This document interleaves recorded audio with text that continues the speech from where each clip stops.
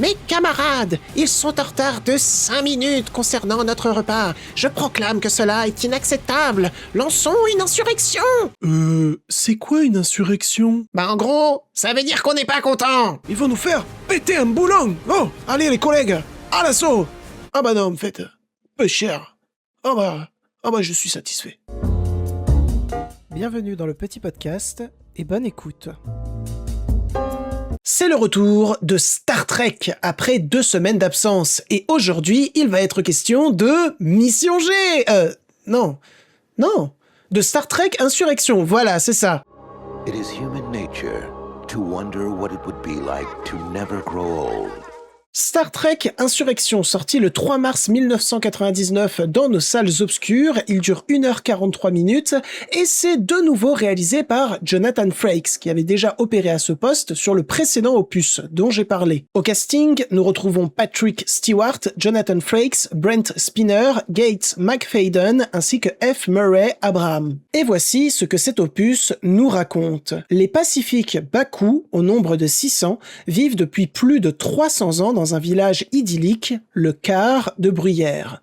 Ils ont renoncé au monde moderne et à la technologie en faveur d'un mode de vie agraire et équilibré. Mais, parce qu'ils ont découvert le secret de l'éternelle jeunesse, leur communauté est menacée par les rebelles Sona qui décident de s'approprier leur territoire. Menés par Ruafo, qui a reçu l'aval de la Fédération, ils préparent ni plus ni moins l'élimination pure et simple de la population Baku. Le capitaine Picard découvre leur projet.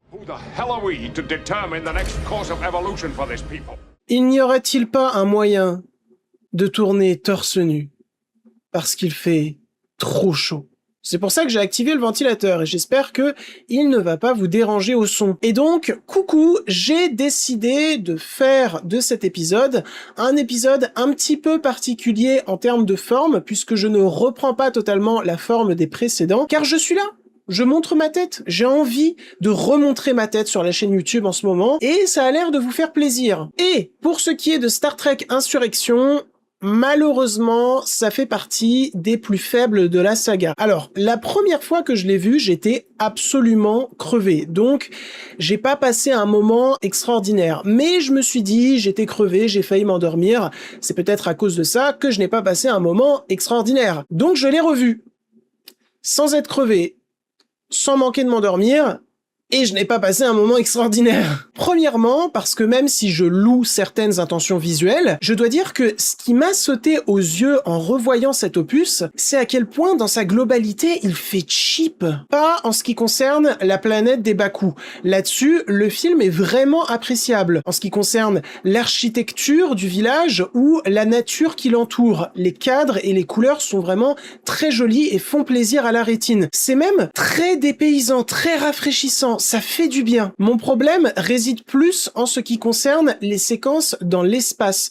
Encore une fois, il y a des intentions plastiques, des intentions de texture, de couleur que je loue, mais je peux pas m'empêcher de trouver que ça fait très cheap, de trouver que en termes d'effets spéciaux, c'est vraiment moins bien fait que dans des précédents opus de la saga. Et ça, c'est un problème. Ensuite, je dois dire que ce Star Trek, comme tout Star Trek, a un propos de fond vraiment intéressant. Le propos de fond de cet opus visant à dépeindre ce qu'est l'esprit de colonisation, à quel point il est néfaste, et à quel point il ne cessera malheureusement jamais de perdurer, que ce soit dans l'histoire de l'humanité, ou en l'occurrence, dans l'histoire de l'univers. Mais heureusement, le film ne va pas s'arrêter à ce nihilisme. Il va travailler au travers du personnage de Jean-Luc Picard, mais également de l'ensemble de l'équipe de l'USS Enterprise, la compréhension, la communion avec d'autres cultures, le fait d'être continuellement juste, respectueux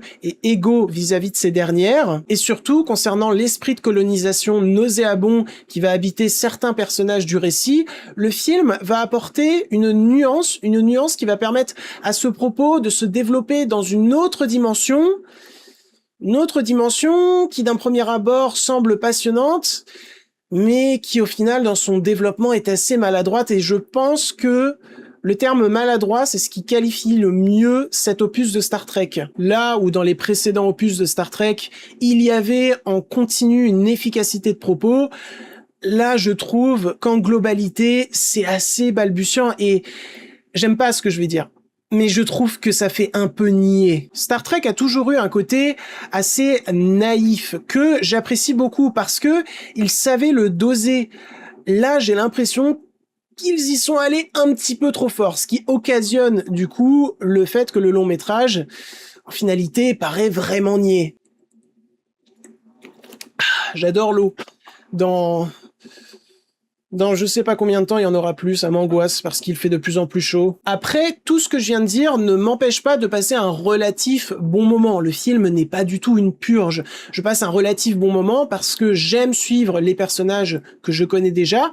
Et pour ce qui est de nouveau, notamment du côté des méchants, j'aime beaucoup ce qui se passe dans leur chara-design. Les antagonistes, en quelque sorte, sont en quête d'une fontaine de jouvence parce que leur corps est tellement vieux qu'il est en train de littéralement pourrir, que ça soit à l'intérieur ou à l'extérieur. Et pour représenter plastiquement cela, j'ai l'impression que l'équipe s'est inspirée de la culture égyptienne pour donner à ses antagonistes un aspect momie. Et je trouve que ça marche vraiment bien. Mais ouais, sinon, je trouve que Star Trek jusqu'alors, étonnamment dans sa naïveté, avait toujours eu une certaine maturité. Et là, peut-être que le film est en un sens trop innocent. Et de base, c'est pas mauvais d'être innocent. Mais là, je trouve que ça se marie pas bien avec le reste de la saga. Reste que, j'en ai pas trop parlé dans les précédents épisodes sur la saga Star Trek, de la musique de cette franchise, mais la musique qu'a composée Jerry Goldsmith, notamment pour le peuple des Baku, est absolument magnifique.